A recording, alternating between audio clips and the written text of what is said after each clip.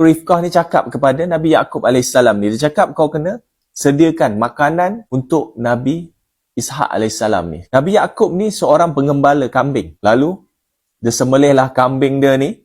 Dia buat satu hidangan yang sangat istimewa, dihidangkan kepada Nabi Ishak AS ni. Nabi Ishak ni masa ni dia sangat tua dah. Dia mata dia pun dah kelabu.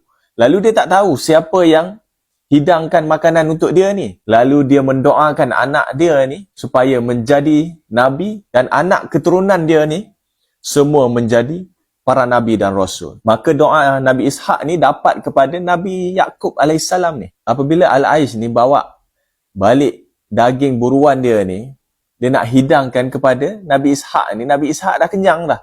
Kerana Nabi Ishak dah makan hidangan yang dihidangkan oleh Nabi Yaqub AS. Maka lagi marahlah Al-Aish ni kerana dua orang ni sentiasa bersaing untuk mendapatkan perhatian dan kasih sayang Nabi Ishak AS ni. Membesarlah Nabi Yaqub ni, Allah Ta'ala mengangkat Nabi Yaqub ni menjadi Nabi juga. Seperti yang didoakan oleh Nabi Ishak AS ni.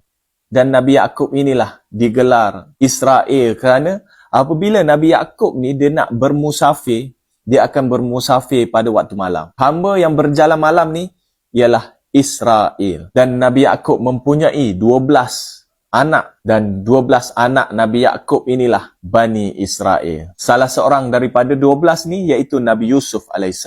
Dan keturunan Bani Israel ni melahirkan ribuan para Nabi dan Rasul. Jumlah Nabi dan Rasul 124,000 orang Nabi dan Rasul ni lebih daripada separuh iaitu Nabi Bani Israel. Itulah cerita tentang Nabi Ishak AS. Semoga bermanfaat.